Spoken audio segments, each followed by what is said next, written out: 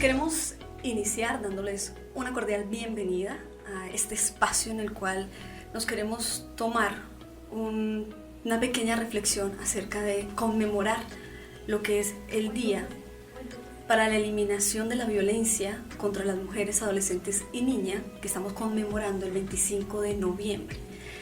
Para este espacio contamos con la presencia del Dr. Richard Alejandro Santander, que nos acompaña desde la Universidad Mariana de Pasto, y es experto en análisis conductual en contextos clínicos y sociales.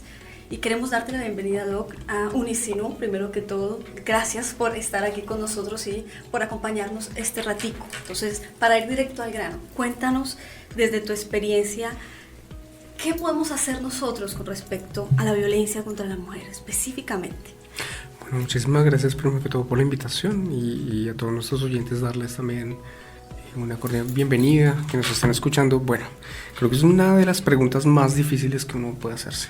O sea, tendríamos que replantear muchas formas de pensar, muchas formas de comportarse en la humanidad. O sea, es un reto enorme que como seres humanos tenemos que hacer. Antes de responder a esa pregunta, siempre a mí me gusta como dar un contexto y es, podemos hacer muchas cosas para hacer prevención, para también de alguna manera intentar eliminar la violencia, entendiendo que la violencia es un fenómeno social que se presenta tanto con niños, con hombres, con mujeres y en especial con mujeres, adolescentes y niñas. Es mucho más marcado, ¿sí? Cuando nosotros buscamos eliminar, siempre buscamos las mejores estrategias de psicoeducación, es decir, enseñarle a las niñas, a los adolescentes y a las mujeres, reportar, hablar, denunciar, y a veces nos olvidamos de enseñar eso de una manera previa, o sea, antes de. Okay. Sí, pero eso hablándolo desde una postura personal. Es decir, en ocasiones solemos enseñarles a las personas que de alguna manera deben protegerse. Cierto. ¿Sí? Como la responsabilidad a una persona. Pero muchas veces nos olvidamos de enseñar el contexto de que debemos protegernos. Súper. Mira, no había escuchado la conceptualización desde ese punto. De hecho, me hiciste mucho eco porque justo, no sé si lo han visto, pero hay mucha campaña esta de que nos enseñan a usar este gesto, ¿no? Yo le decía, ¿hasta qué punto? Y no sé, o sea, creo que soy totalmente vulnerable contigo al decirte soy totalmente ignorante de esto. ¿Hasta qué punto es tan factible que lo enseñemos tan público? ¿No? Porque al fin de cuentas ya el agresor también lo va a ver. Claro. Cada cosa que aprendemos o que enseñamos en la vida, de alguna manera se va a conocer. Sí, tarde o temprano se va a conocer. Digamos que centralizarlo exclusivamente a solo a un grupo poblacional, ya sea por género, por etnia, por raza, implica que yo me alíe con ese signo, pero viene el efecto contrario que nunca nos lo hablan. Sí, y toda forma de actuar va a tener su efecto positivo, pero también va a tener su contraefecto.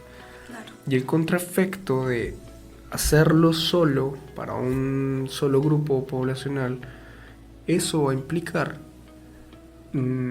que a otro grupo empiece a rechazarse, a actuar de una manera separatista.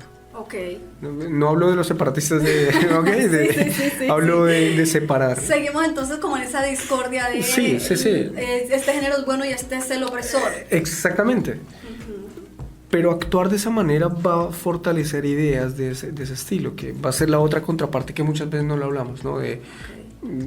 O sea, el efecto de actuar de cierta manera va a tener otro efecto de somos las buenas, el opresor son. Sí, entonces sí. Creo que en la lucha contra la violencia contra la mujer es importante que no se centre la señal en un solo grupo poblacional, por favor. Sino que se enseñen desde casa y se enseñen las formas de comportamiento que están siendo adecuadas, no adecuadas, en qué momento puedo presentar. Claro, el riesgo siempre va a estar de que si el agresor observa la señal, pues va a buscar de alguna forma. Y eso implica que también busquemos otras formas diferentes de encontrar la señal. Y vamos a estar como ping-pong, ¿no? Detecta la señal, la otra persona aprende otra forma de cómo prevenir que no hagan la señal, pero luego aparece otra señal. El conocimiento debe ser divulgado. O sea, es una constante dinámica. Sí, es una constante dinámica. Va a pasar. Sí, y vamos a tener que reinventar. Sí. Bien. Es un proceso adaptativo que el ser humano se ha caracterizado a través del tiempo. Ok, claro, y necesitaba esa claridad de verdad. No sé si soy la única. Bueno, Doc, cuéntame una cosita. ¿Cuáles en ese sentido serían como los tipos de violencia que más se presentan en contra de la mujer? Bueno, los más típicos, la que menos conocemos es la violencia psicológica, pero es el más común. ¿Sí? Los que son más observables, violencia física, violencia sexual.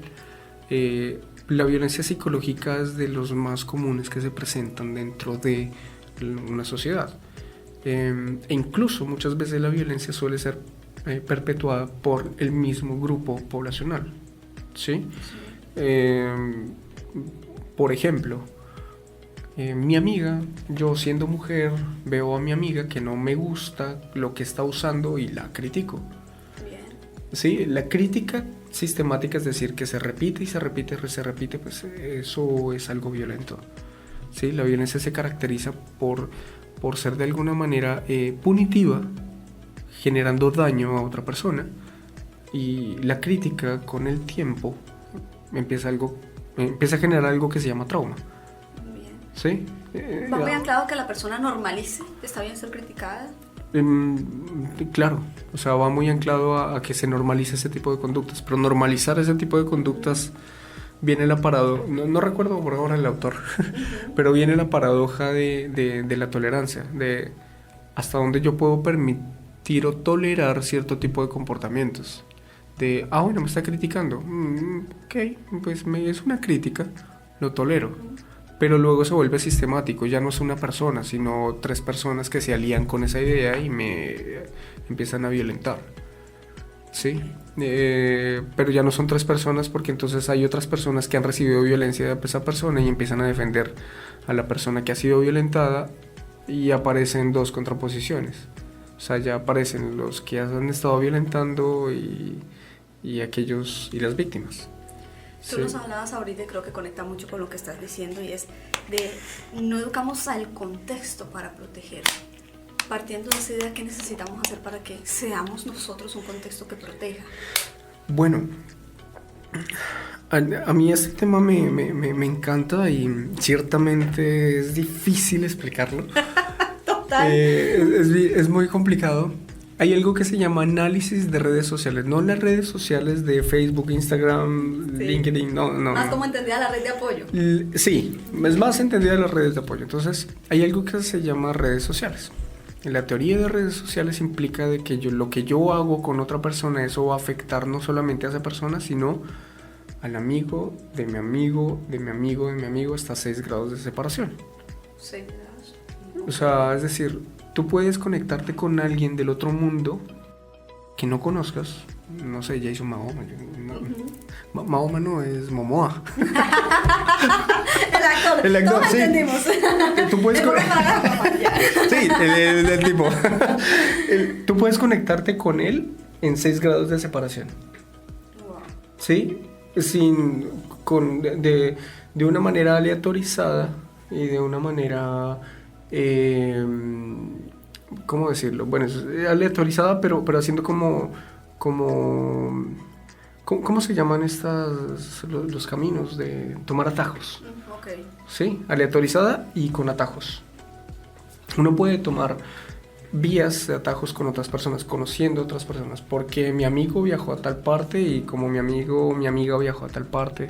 Okay, bueno, eso es el tema de las redes sociales, más o menos como para dar un contexto. Ahora, si yo aprendo que cierto tipo de comportamientos deben ser tolerados, mi red de personas va a aprender que ese tipo de comportamientos deben ser tolerados. Es decir, que si yo normalizo cierto tipo de comportamientos que no deben ser normalizados, mi red lo va a hacer, lo va a aprender. O sea, no solamente lo estoy aprendiendo yo, también lo aprende el grupo poblacional. Okay. ¿Sí? Como seres humanos no actuamos individualmente, actuamos en grupo. Por el contrario, si yo aprendo a no tolerar cierto tipo de comportamientos que no se deben tolerar, como es la violencia, las críticas, el rechazo social, el aislamiento, muchas formas de comportamiento que son punitivas, que son dañinas, que son violentas.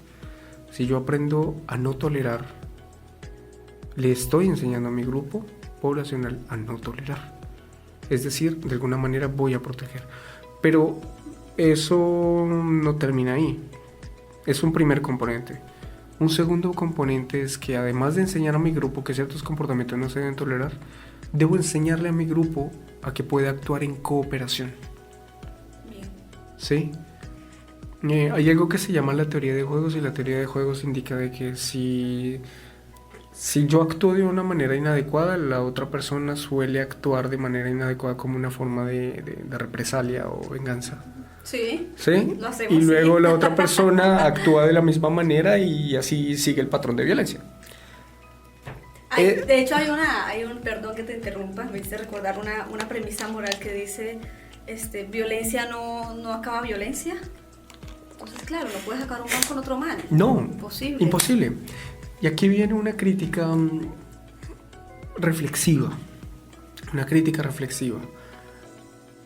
Cuando actuamos en contra de cierto tipo de violencias, la idea no es actuar con violencia. Sí.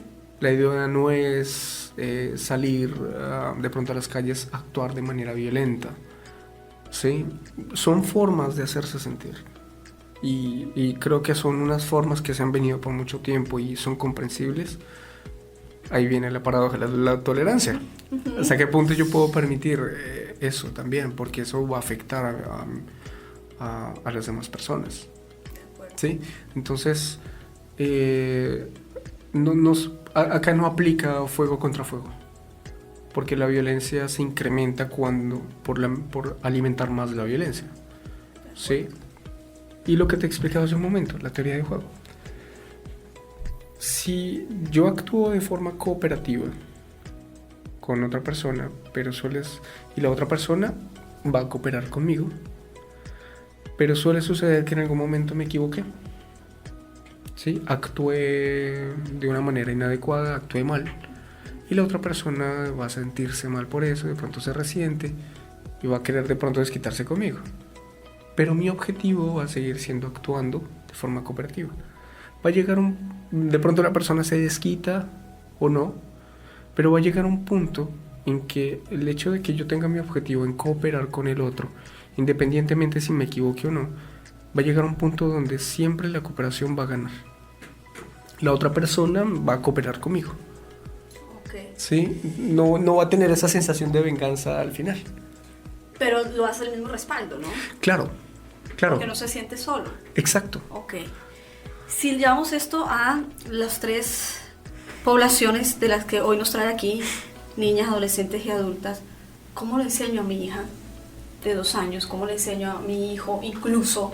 Porque yo siempre he dicho, nosotros en nuestro contexto latino tenemos esto, mijito, que Dios lo bendiga y que Dios lo proteja cuando usted sale de la casa, ¿no? Sí. Pero y que usted no haga daño, ¿no? ¿Cómo lo enseño eso?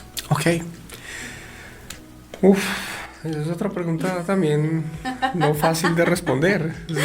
Nada más Uno, y me encantan tus preguntas, déjame decirte porque uno lo pone en eso a pensar, y es, no hay forma adecuada de enseñar. Hay formas diferentes de enseñar, pero el propósito va a ser que aprenda el objetivo de no hacer el daño al otro. ¿Sí? Okay. Y quiero explicártelo con culturas, porque creo que es más fácil entender los fenómenos sociales con culturas. Bien. La cultura latinoamericana es una cultura más de buscar el interés propio. Y eso no es que sea de ahora, eso viene hace mucho tiempo, porque el interés propio, más que por encima del bien común, ayudó a mantenerse frente a las muchas situaciones violentas. Vivos en la violencia, Sí, claro. o sea, el interés propio ayudó a eso seguramente. Es que a los que nos tocó la violencia, la premisa era, empezó un enfrentamiento, escóndase. No es, Sí, busque a sea, alguien, no, sí, no, escóndase. O sea, usted. Exacto. Y de hecho, luego el que uno haya sido violentado, eso ciertamente, que uno se esconda es como también genera vergüenza frente a, uy, me pasó esto. Okay. Sí, aislarse empieza a generar esas consecuencias.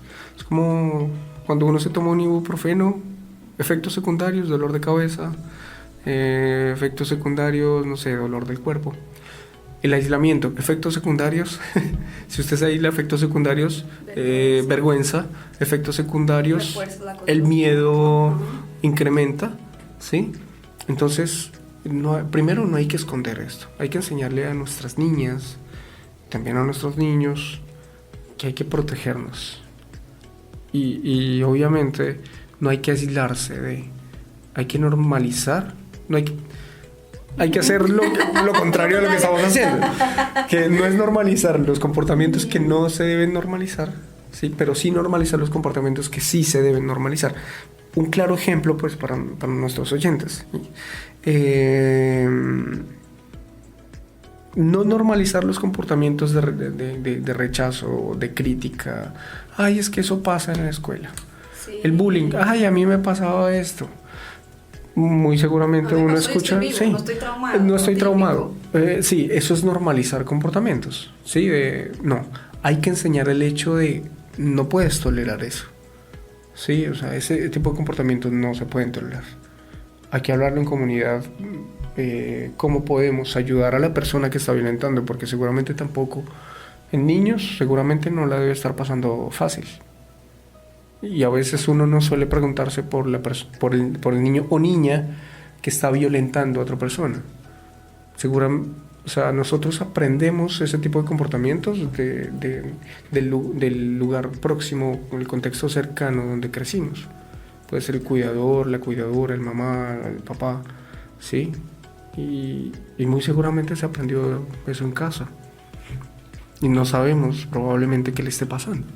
Que a veces nosotros socialmente justificamos a un niño mucho más fácil que a un adolescente, mucho más fácil que a un adulto. Sí, claro, entonces uno no... Olvidamos de toda la historia. De acuerdo, entonces si yo empiezo a normalizar eso en niñas y en niños, claro, en la adolescencia se va a reproducir y en la adultez también se va a reproducir y se va a perpetuar y se va a mantener. Entonces ahí hay que empezar por niños y niñas, enseñándoles que cierto tipo de comportamientos hay que hablarlos, es decir, hay que normalizar el pedir ayuda, hay que normalizar, hay que buscar formas de normalizar y de validar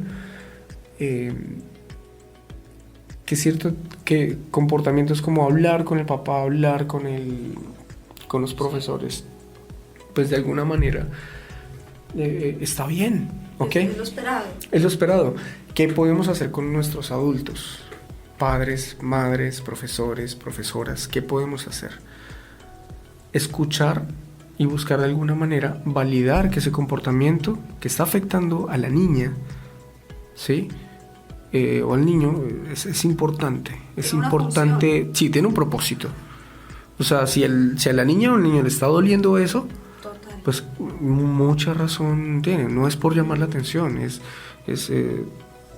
lógico pensar que a alguien le esté doliendo porque alguien más me está violentando. Entonces, profesoras, profesores, padres, madres, tíos, abuelos, hermanas, hay que escuchar que cuando alguien me pide ayuda, hay que normalizar. ¿Cómo uno normaliza? Escuchando, validando, ¿sí? Entendiendo que eso lo que le está doliendo a alguien es, ok, sí, es cierto, necesito hacer algo.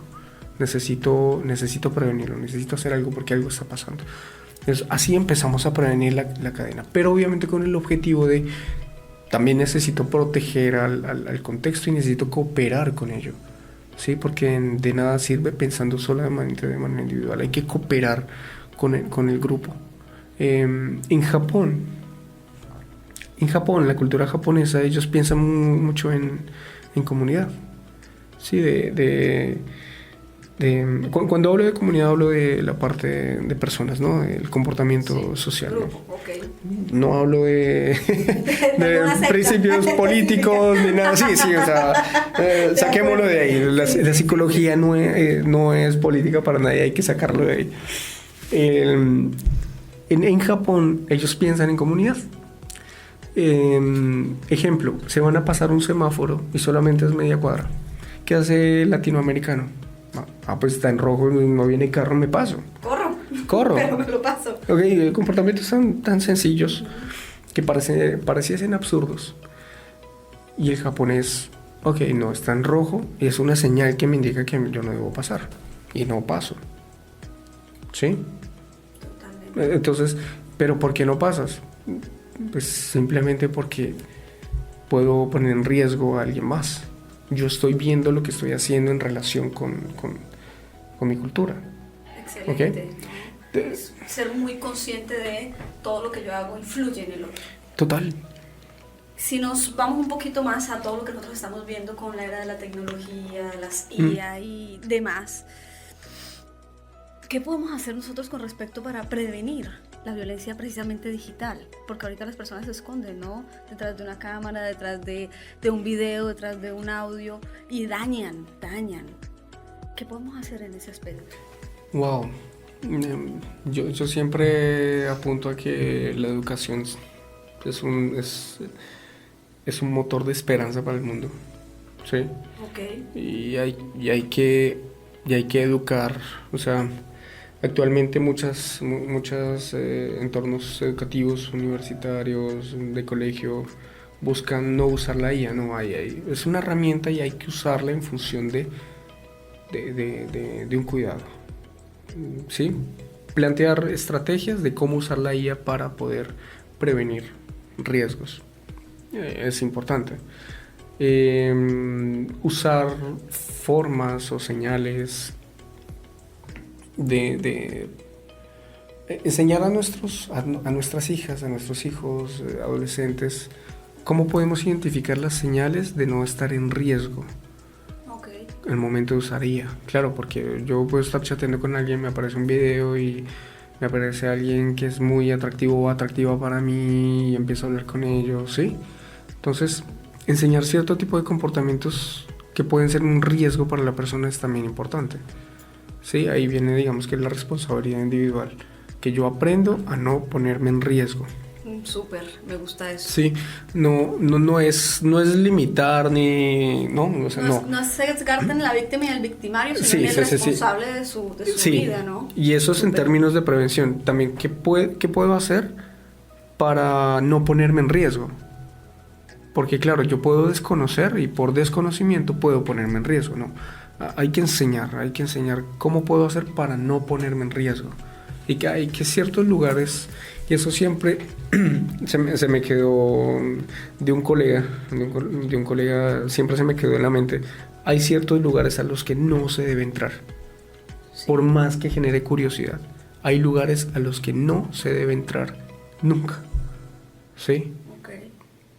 Ejemplo, en términos de tecnológicos, en internet, no sé, páginas que no sean confiables, páginas que no tengan una dirección IP segura, aceptar desconocidos en Facebook, en Instagram, claro, por el afán de tener tantos seguidores. De acuerdo. Sí, me vuelvo loco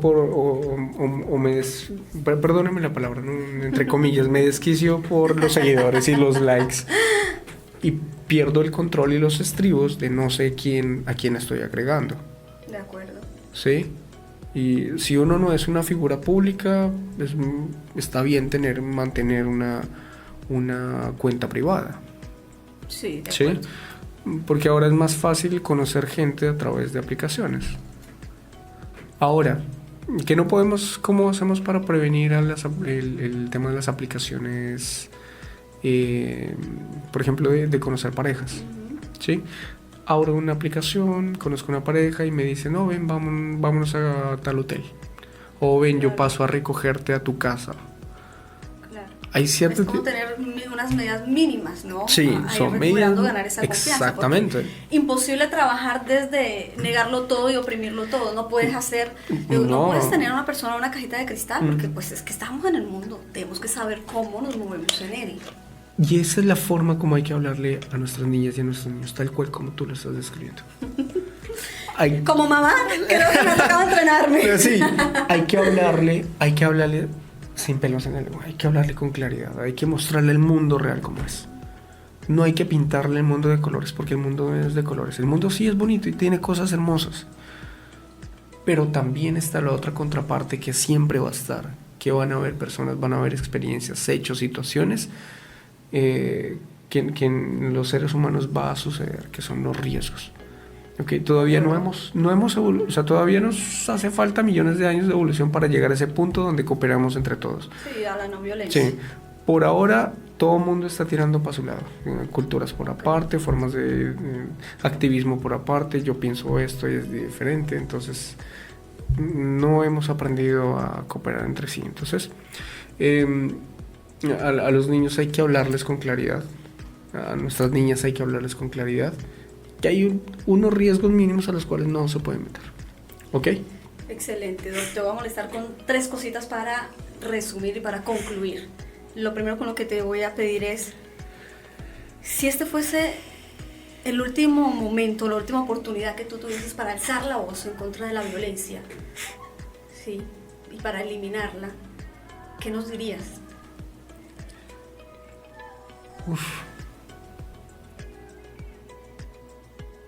Estoy en silencio y pensando, y el silencio no es una opción. Yo creo que ese podría ser el hashtag que necesitamos. Lo estábamos conversando. El silencio no es una opción. Bueno, ya me resolviste la primera de las dos que iba a hacer para concluir. Sí. El silencio no es una opción. Excelente. Creería que me quedaría con ello. Regálanos, porfa, de manera puntual, 3 cositas que podemos hacer por nuestras niñas, nuestras adolescentes y nuestras mujeres adultas. Okay, hablarles con claridad. Hablarles con claridad de cómo es el mundo. Pintarles el mundo no de colores, pintarles el mundo como es. Sí, como son las situaciones. Primero, eso es muy importante, hablar con claridad. Segundo, enseñar que hay comportamientos, hay situaciones y lugares, hechos que deben tener en cuenta, mínimos, para no entrar en riesgo. No quiero decir que hay que proteger o ponerlas en cajita de cristal, no. Okay. O sea, yo tengo una responsabilidad con la comunidad y es no ponerme en riesgo. Sí, pero la comunidad también tiene una responsabilidad conmigo, es también de una protección mínima. Ok, sí. Acuerdo. Totalmente. Entonces, me parece que es importante enseñar eso. No poner en riesgo. No poner en riesgo. Tener mínimas condiciones para no ponerse en riesgo, pero también enseñar eso a mi grupo de apoyo, a mis amigos, a mis amigas. Casi como que actuar con ese propósito de intención constante. Sí. ¿No? Es como, mira que hoy en día muchas personas se sorprenden si encuentran a un amigo que es atento y se confunden. Pero ¿por qué no estamos acostumbrados a que normalmente un amigo o una amiga con nosotros pueda tener atención? De acuerdo. Ese tipo de comportamientos, sí. Y aquí viene, yo pensaría que es como la tercera, no normalizar este tipo de comportamientos que no se pueden tolerar. Y hay que normalizar los comportamientos que sí se deben tolerar. O sea, el ser atento, el ser amable con otros, el escuchar, el normalizar que si a alguien le duele algo es porque en serio le está doliendo y esa experiencia está siendo difícil para esa persona. ¿Ok? Hay que normalizar y nada, la protección en comunidad siempre va a ser una opción. Bien, bueno, Doc, agradecerte por este espacio, por brindar no solamente tu conocimiento, sino tu ser humano. Sí, porque creo que este tipo de espacios no se trata simplemente de que tengas todas las teorías en la mente, sino que las vivas para poder transmitirlas, ¿no? Solo lo que sale del corazón del hombre llega al corazón de otro hombre. Sí. Bien. En este invitarlos- caso de nuestras mujeres. en este caso nuestras mujeres, invitarles a todos ustedes a que nos colaboren y seamos cooperativos, ¿no? Nos quedamos con el hashtag El silencio no es una opción. Sí, el silencio no es una opción. Perfecto. Bueno, gracias a ustedes por estar con nosotros en este espacio. Los esperamos en nuestros próximos espacios. Por favor, muy atentos a todas las indicaciones. Creo que es digno de volver a ver y de compartirse. De acuerdo. Y de poder decir, tenemos que hacerlo hoy, mañana y siempre. Sí. Hasta que seamos esa sociedad que esperamos pues construir. De acuerdo. Muchísimas gracias, Doc, por esta experiencia. A ti, Vanessa, por esta invitación, muchísimas gracias. Y a la universidad, sino también gracias por esta calurosa acogida, ¿no? Muchísimas gracias.